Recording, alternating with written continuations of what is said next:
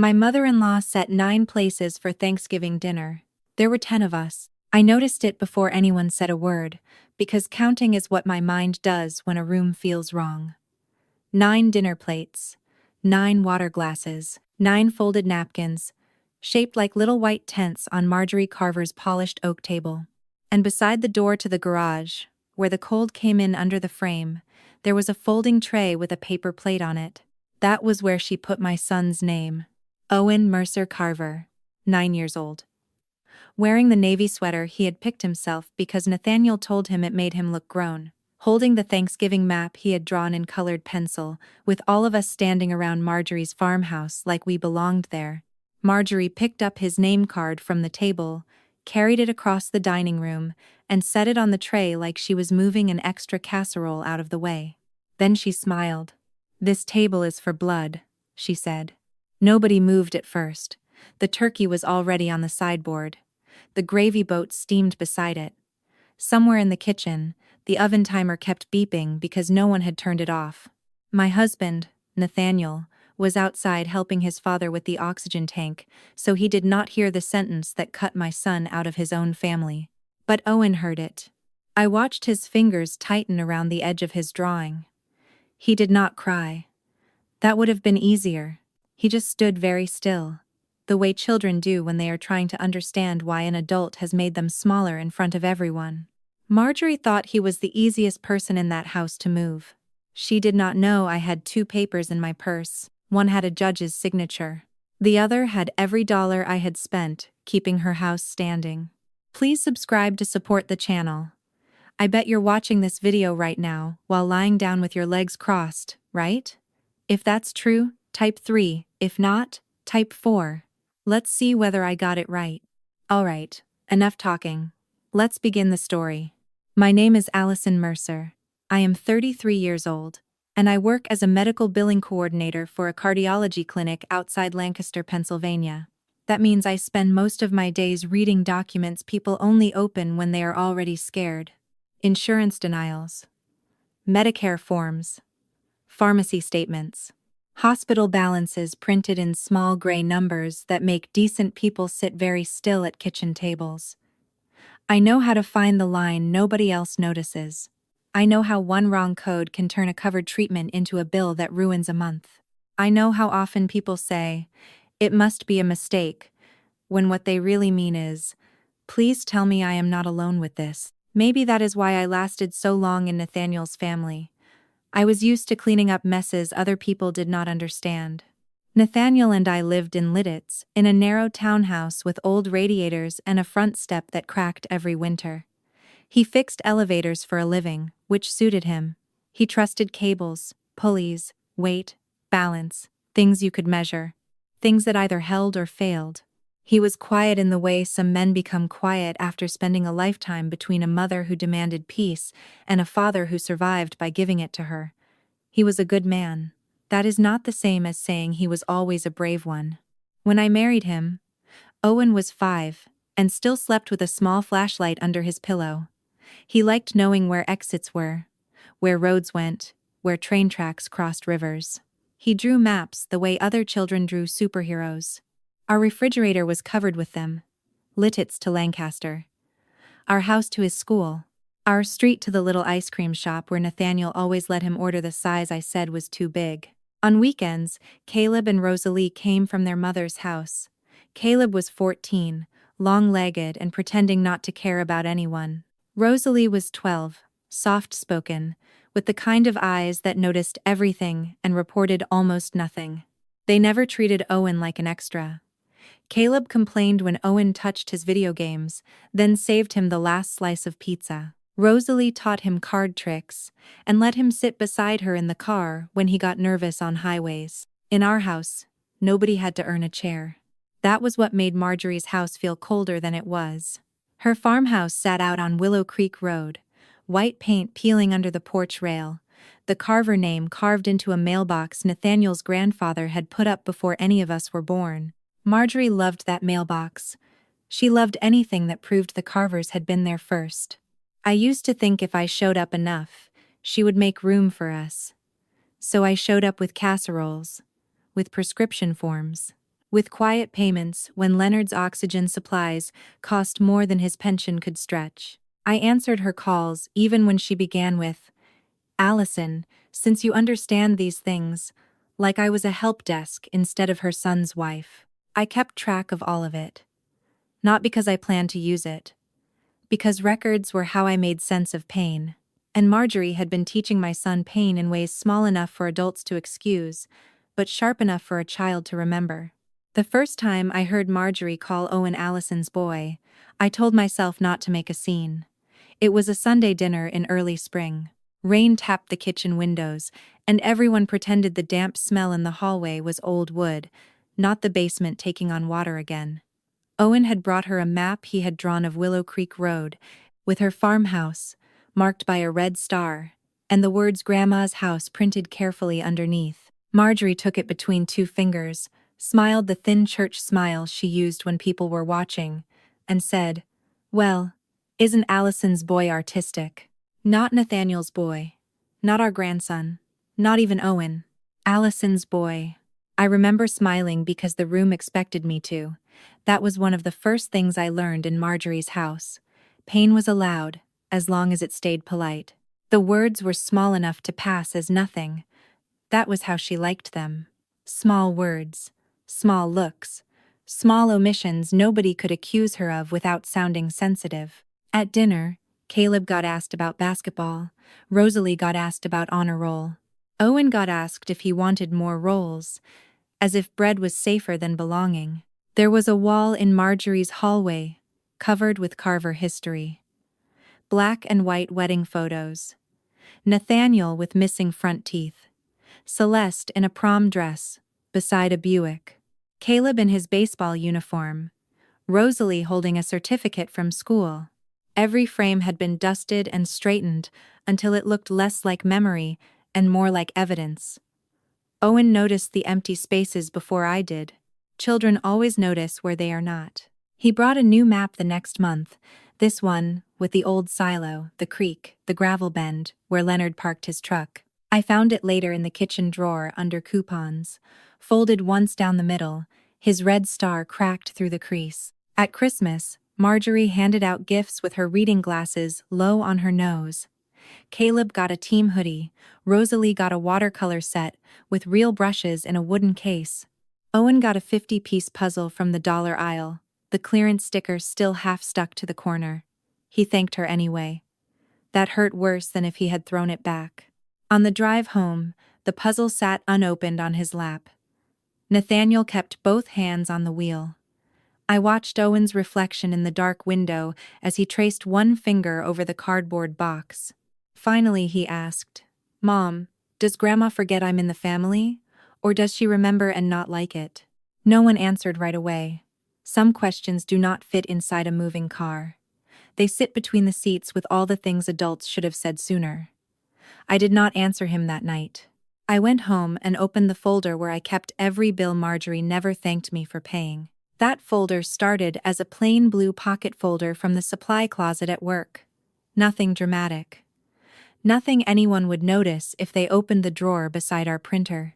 The first paper I put inside was a pharmacy receipt for Leonard's inhaler, because Marjorie had called me from the counter at Dutch Valley Drugs, her voice low and irritated, saying the girl at the register must have done something wrong. "She says it's $640, Marjorie whispered, as if the price were a personal insult. "That can't be right. Leonard has Medicare." I was between appointments at the clinic. A patient was waiting by my desk with a denial letter folded into quarters in her hand. I asked Marjorie to read me the prescription number, the plan code, the refill date. She sighed through every question like I had invented the problem by understanding it. 20 minutes later, I had the pharmacy rebill part of it through the supplemental plan, but there was still a balance she could not cover without skipping groceries. So I paid it.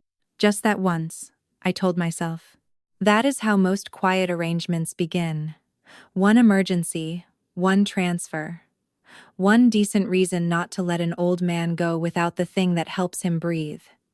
Then another bill came.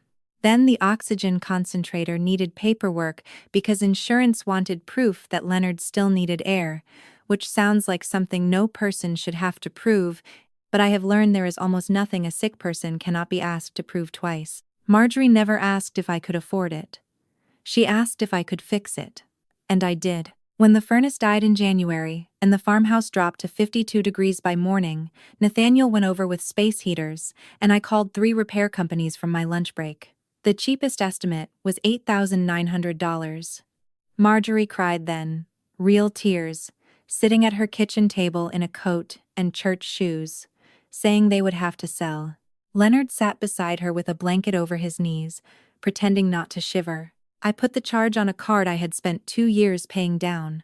Marjorie hugged Nathaniel when the heat came back on. She thanked him because thanking him let her keep the story clean. Her son had saved the house. His wife had only handled the paperwork. A month later, I found out the property taxes were behind. Not a little behind. $11,380 behind. With a county notice folded under a magnet on her refrigerator, like a recipe someone meant to try later. Marjorie said she must have missed it. Celeste said the county was heartless. Nathaniel rubbed his forehead and said we would figure it out. We meant me.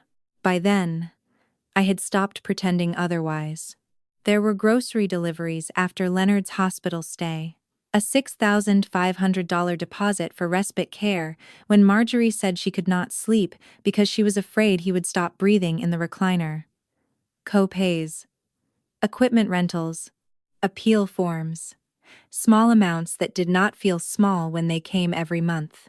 I logged each one because that was what my hands knew how to do when my chest got tight. Date. Vendor. Amount. Reason. Paid by Allison Mercer. Not Allison Carver. I had kept my last name for work, and Marjorie never let me forget it.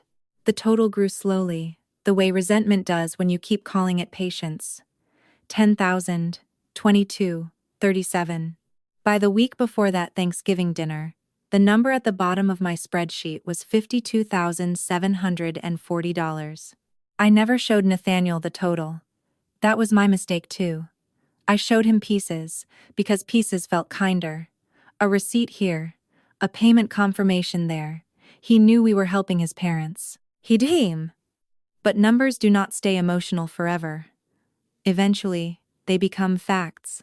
So at 2:17 inches the morning on Thanksgiving Day, while Nathaniel slept and Owen's school shoes sat by the door, I printed the summary page. I told myself it was just for my records. Tax season. Budget. Planning. Any ordinary excuse. Then I underlined the total twice. I placed it behind the court order in my purse, fact behind fact, and zipped the pocket closed. The other paper in that purse was not about money, it was about my son's name.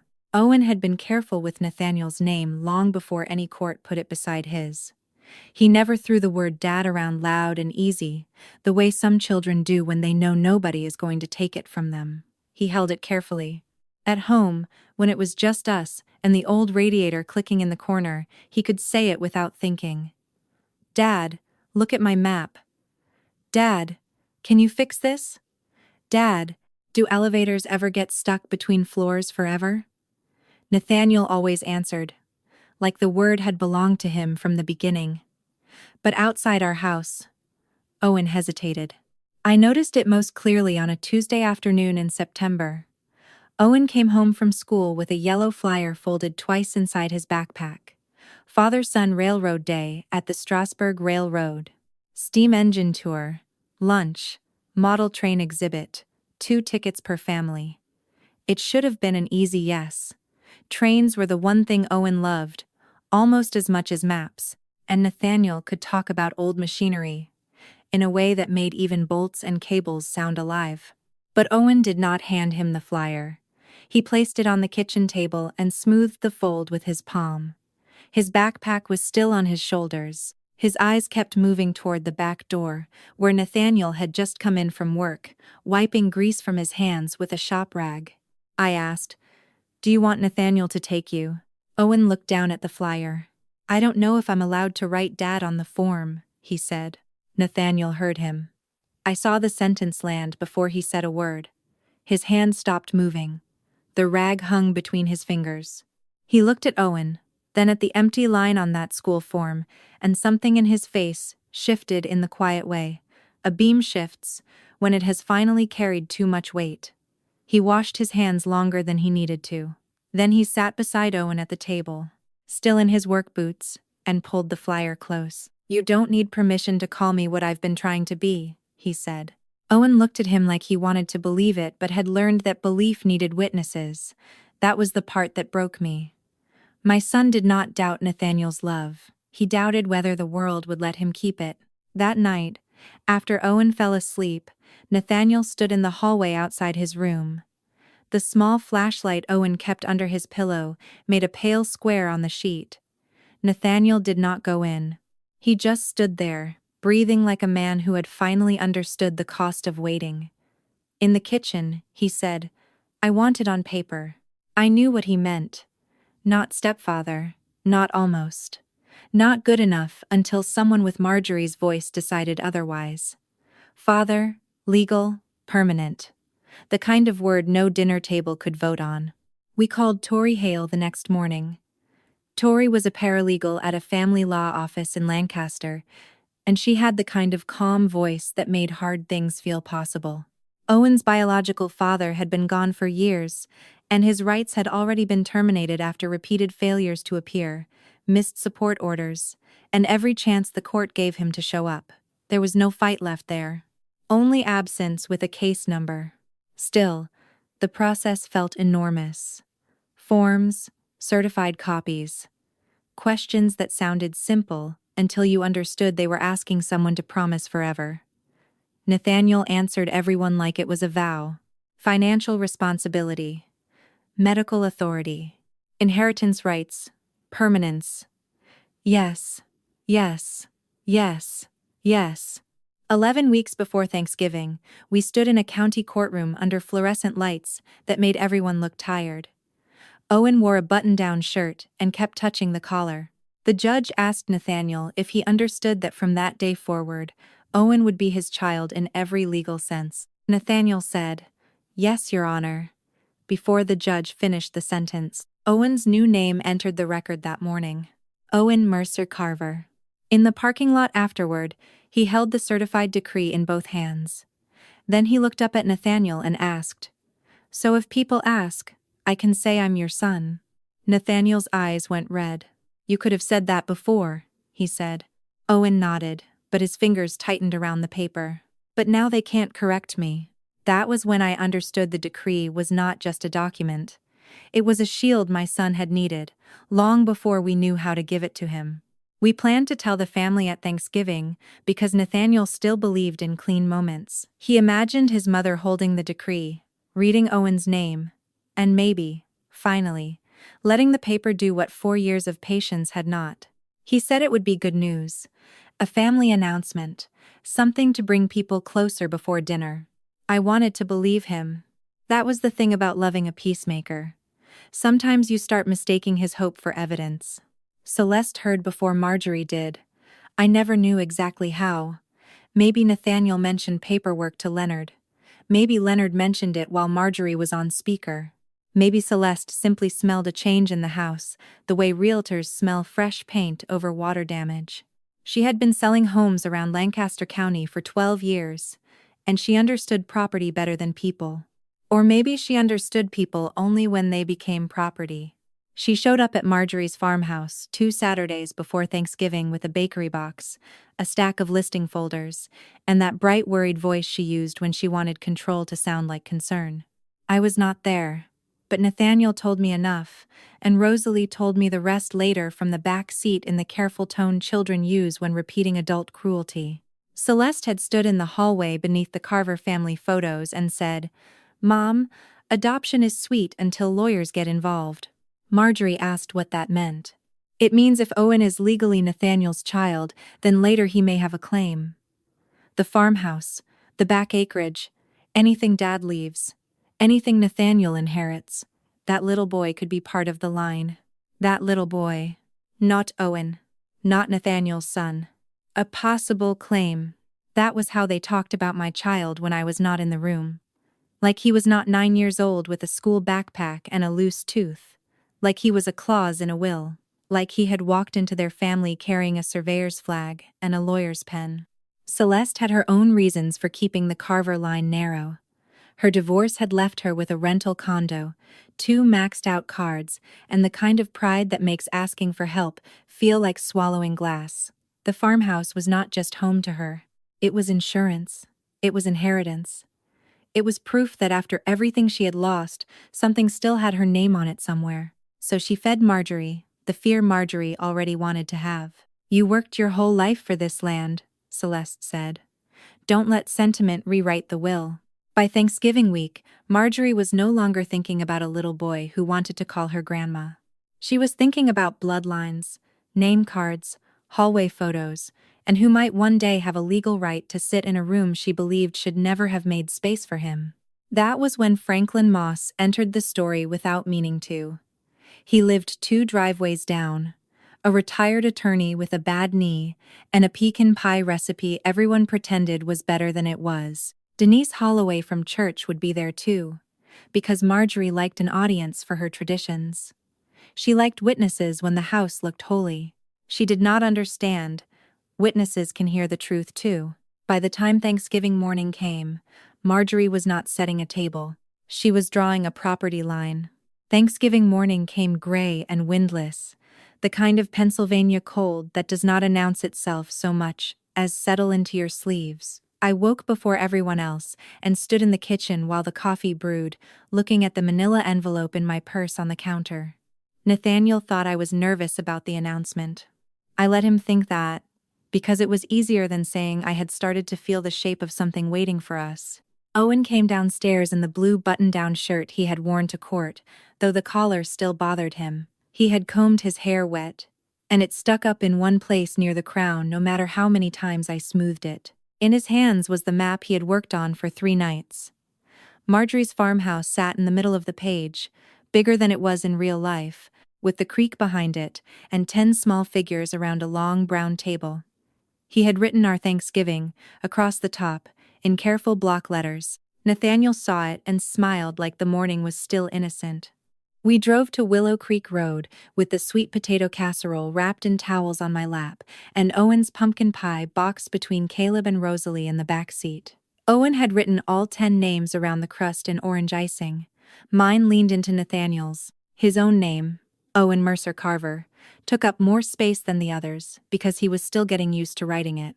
Caleb teased him for making the letters too big, then moved his knee so the box would not slide when Nathaniel turned. That was how our family worked when nobody was grading it. Marjorie opened the door before we knocked.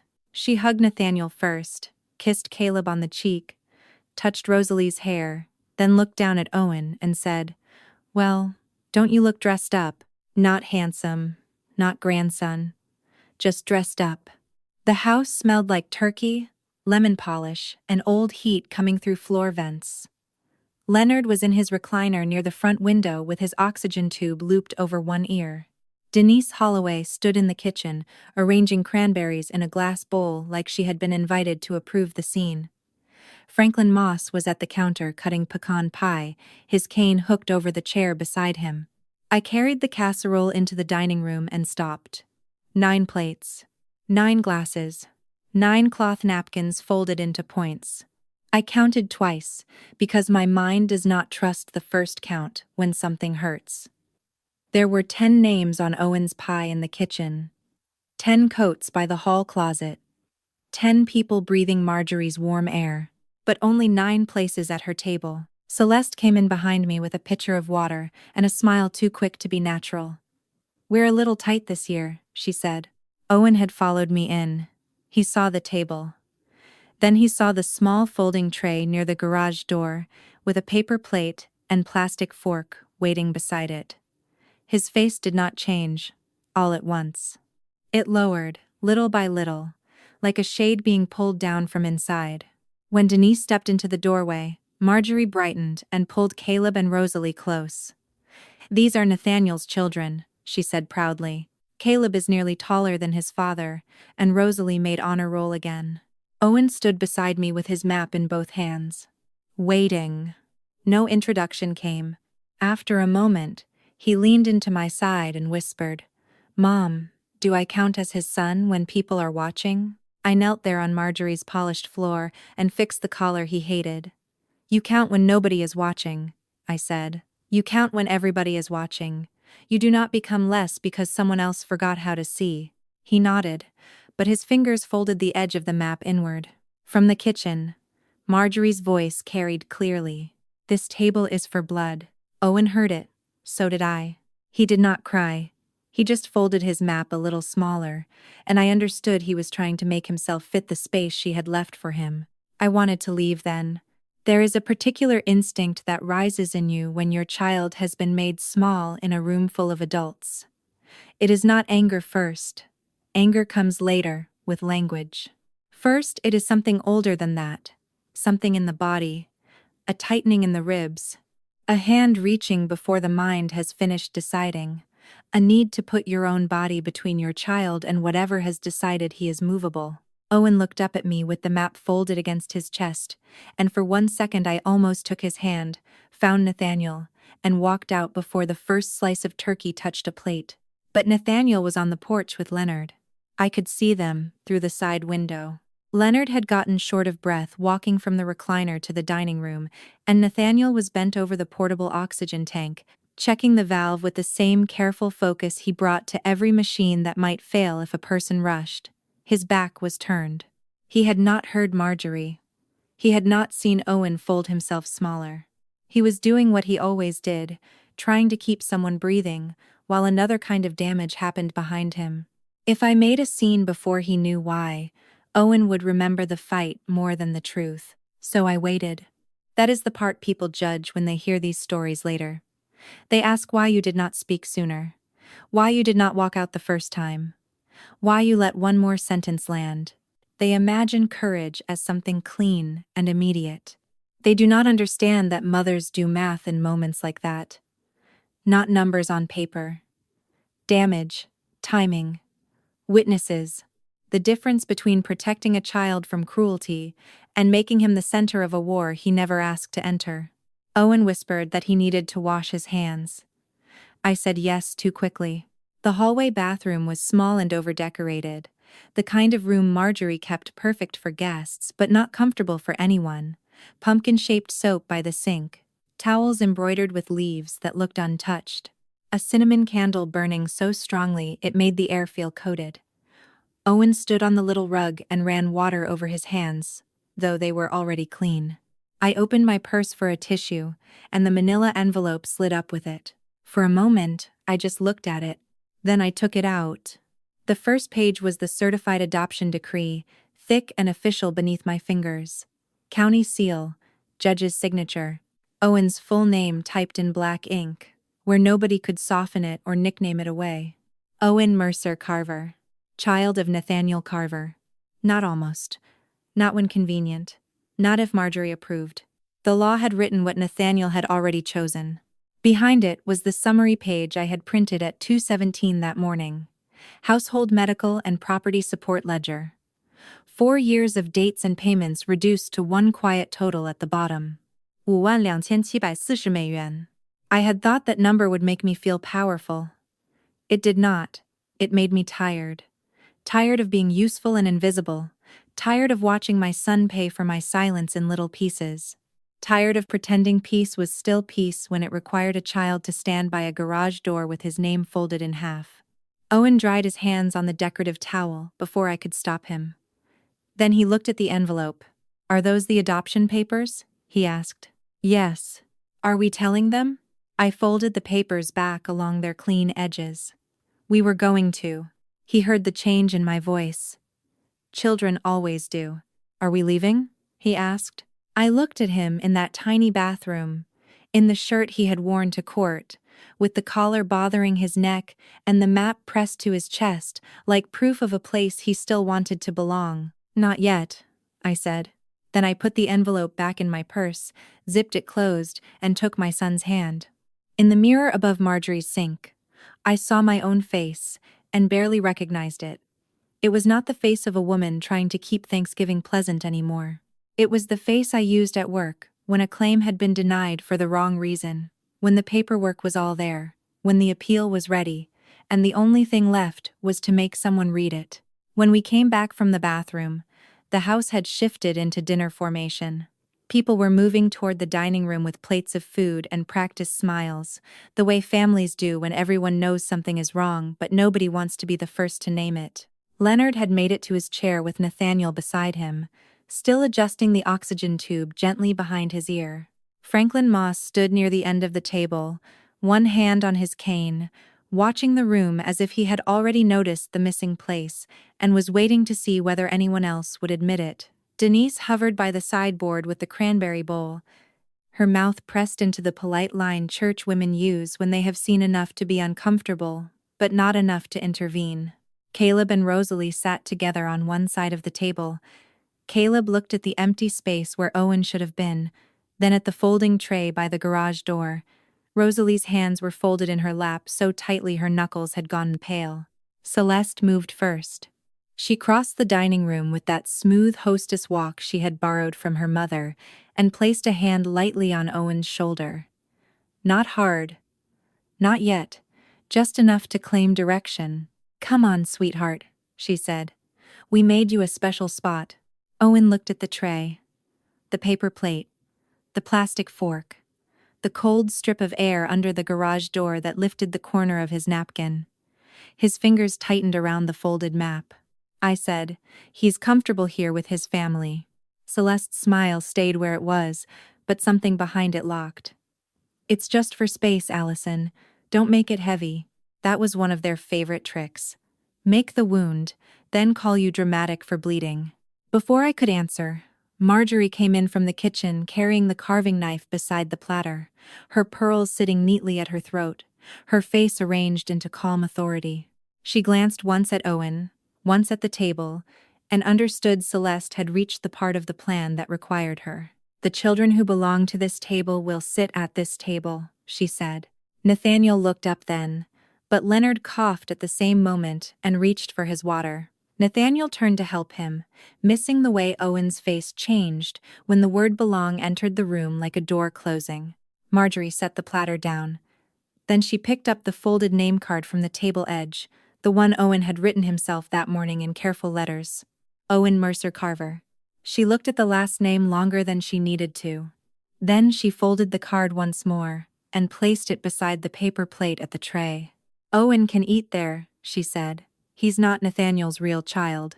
The room went so quiet, I could hear the garage door rattle in the wind.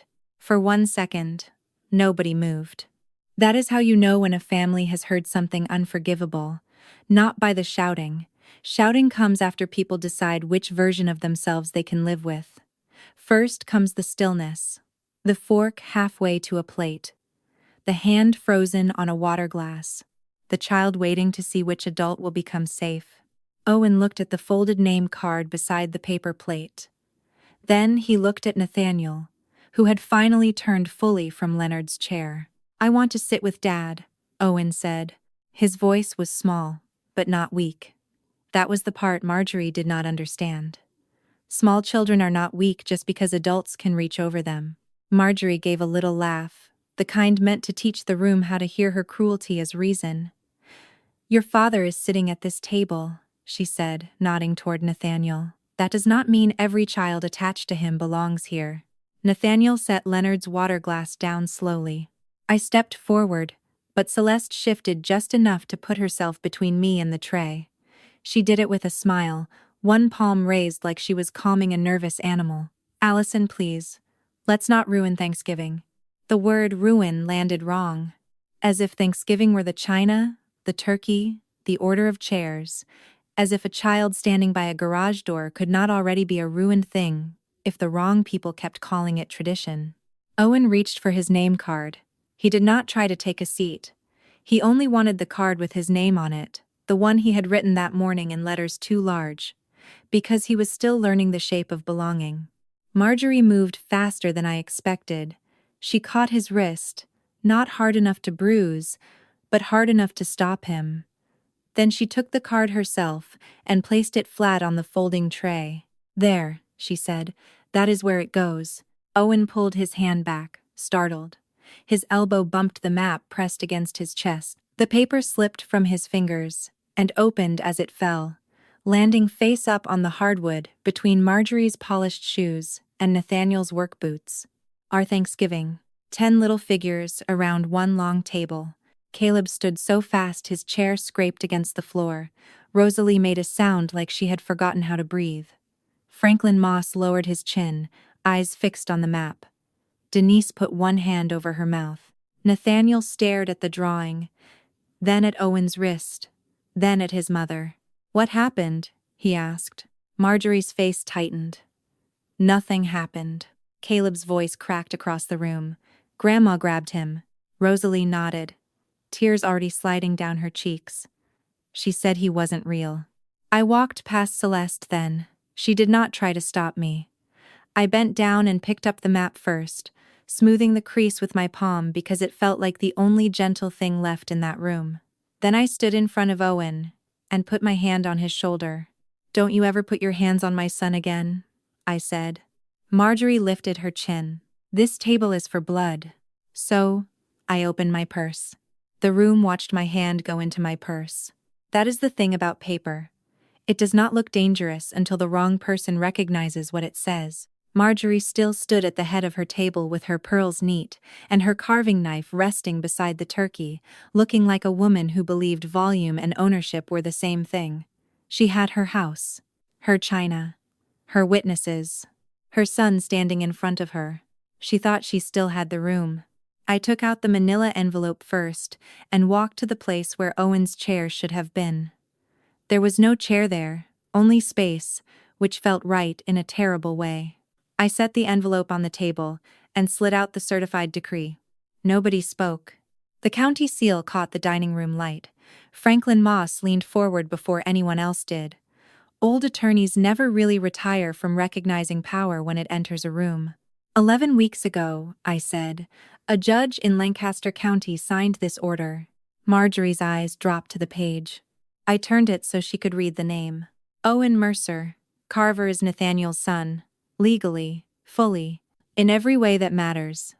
When a school asks, when a hospital asks, when a court asks, and when someone at a Thanksgiving table decides to pretend otherwise. Marjorie's hand gripped the back of her chair. That doesn't make him blood. Nathaniel's voice came from behind me, low enough that everyone had to get quiet to hear it. It makes him mine. Owen made a sound then, not quite a breath and not quite a sob. Rosalie reached for his hand. Caleb moved closer to them both. I did not stop with the first paper. I took out the second folder and laid it beside the decree. Household medical and property support ledger. Date, vendor, amount, reason. The summary page sat on top, the total underlined twice. $52,740. You said this table is for blood, I said. So let's talk about who has been keeping the blood breathing. Marjorie's face changed before I read the first line. She knew enough to be afraid, not enough to stop me. Leonard's inhalers, his heart medication, the oxygen equipment, the furnace repair in January, the back property taxes, the respite care deposit after the hospital stay, grocery deliveries when he couldn't drive. I looked at her then. Not $1 came from Nathaniel's paycheck. It came from me, from the woman whose son you just sent to eat by the garage. Leonard closed his eyes. Then, finally, he said what he should have said years earlier. She's telling the truth. Franklin adjusted his glasses and tapped one finger lightly beside the decree. Marjorie, he said, that first document is not an opinion. It is an order. Marjorie opened her mouth, but nothing useful came out. The numbers had already spoken. Marjorie looked at Nathaniel then. Not at me. Not at Owen. Not at the papers. At Nathaniel, because for 38 years, she had trusted that if the room became too hard, her son would step back into the shape she needed him to be. He did not. Nathaniel picked up Owen's map from where I had smoothed it on the table and laid it between the court order and the ledger. 3 pieces of paper sat there together. The family my son had drawn. The family the law had recognized. The family I had kept alive in numbers Marjorie could no longer pretend not to see. Nathaniel put one finger on the 10 little figures around the table. You made my son eat by the door, he said. Marjorie flinched at the word my.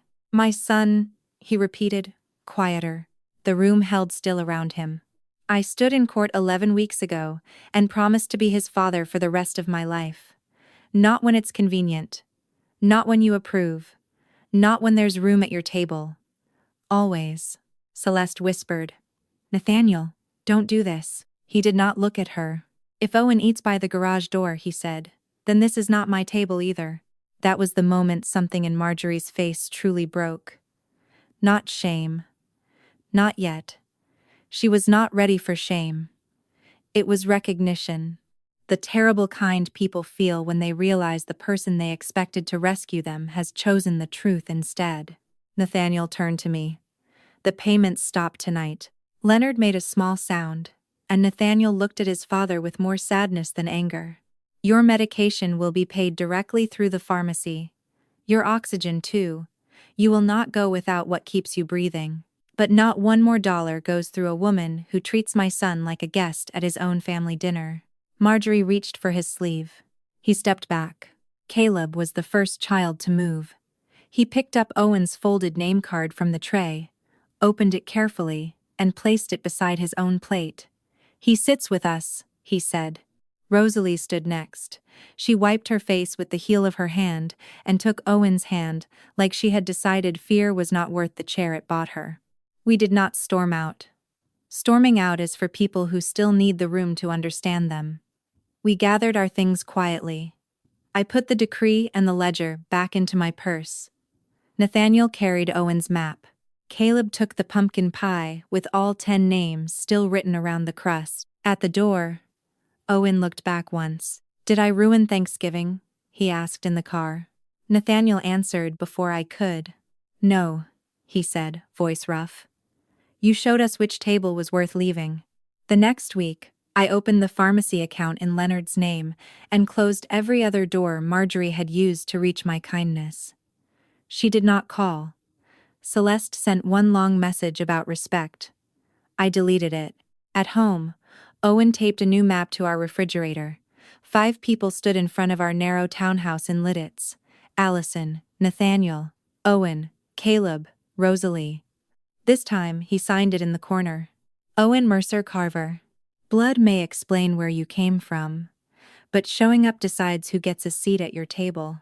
What I learned that Thanksgiving is that family is not proven by who gets the biggest chair, the oldest name, or the longest history on a piece of land. Family is proven in the quiet moments when someone vulnerable looks around a room and waits to see who will stand beside them. Blood can explain where a person came from. It can fill out a family tree. It can put names on mailboxes, photographs in hallways, and silverware on a holiday table. But blood alone does not comfort a child who feels unwanted. It does not pay the bill when someone is sick. It does not sit in a courtroom and choose responsibility forever. It does not become love just because someone says the word family with enough authority. Love is action. Love is showing up when it is inconvenient, expensive, uncomfortable, and public. Love is the person who fills the prescription, fixes the heat, signs the paper, holds the child's hand, and refuses to let cruelty call itself tradition. And sometimes, resilience does not look like shouting back. Sometimes it looks like keeping records, waiting for the right moment, speaking calmly when everyone expects you to break, walking away from a table that only had room for the version of you they could control. Not every family wound can be healed by one conversation. Some people will not understand your pain until access to your kindness is removed. Some will call your boundaries disrespect. Some will act shocked when the person they kept pushing finally stops moving. But protecting your peace is not cruelty. Protecting your child is not drama. Refusing to fund your own humiliation is not revenge. It is survival. So, if this story reminded you of a table where you were not given a seat, a family where you had to prove your worth, or a moment when you finally chose yourself, I want to hear from you. Leave a comment below and tell me who showed up for you when it mattered most.